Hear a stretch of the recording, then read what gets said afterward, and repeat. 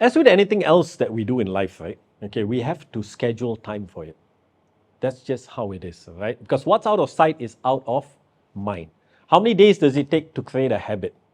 Right? There are many different answers to that because there are many different school of thoughts for that. Some say 30 days, others say 45 days, others say 60 days to form a habit. The truth is, it's different from person to person, right?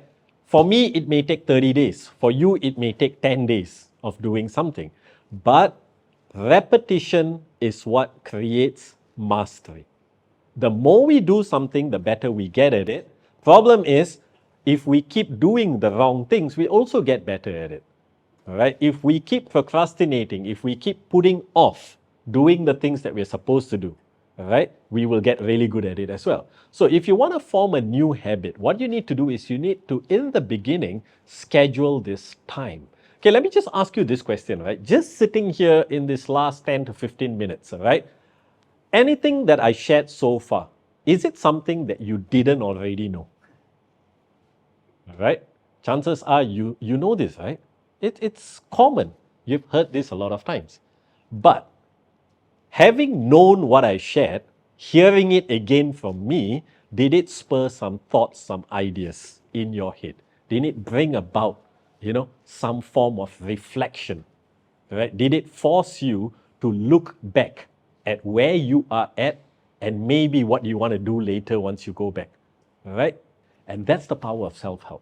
You see, a lot of times, right, people go to seminars thinking that, okay, what can this guy teach me that I don't already know? To me, right, that's not the approach to learn. The right approach to learn is to go in to see what thoughts will spur out from this session. Okay? Because reality is we know a lot of things already. We have all the answers within us. Remember the question I gave you just now? What must I do next? Right? Try asking yourself this question the next time you're faced with a challenge. Trust me, you'll find answers because we have the answers within us. And if we don't have the answers, that question will lead you towards finding the answers. Okay, so that's the power of self-help. So how do you do it in the beginning? You've got to dedicate that time to create this habit.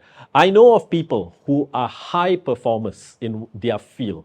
They are all people of routine, meaning they wake up in the morning, right, and they start their day right with the habits that's going to shape their day, right? Some will wake up, the first thing that they do is listen to a motivational podcast. Others will watch a video. Some will read. I know a good friend of mine who wakes up every day at about 4:30 a.m. and the first thing he does for 30 minutes after waking up is read a chapter. Okay? And he has said his goal is not to finish the chapter, his goal is to learn something. And learning something doesn't mean something new that he's never heard of before. Learning something means a thought, an idea that has now caused him to reflect over something. So he's priming himself. Tony Robbins calls this priming. You prime yourself to take on the day. So you start your day right. Okay, so if you want to make it a habit to start utilizing self-development tools out there, then start your day right. Wake up in the morning and start your day right. Maybe it's over your cup of coffee rather than going through Facebook, TikTok, Instagram. Okay, you now listen to a podcast, right? Wake up in the morning, go for that walk. While you are walking, listen to a podcast. Okay, so it's these little things that's going to help you. Okay.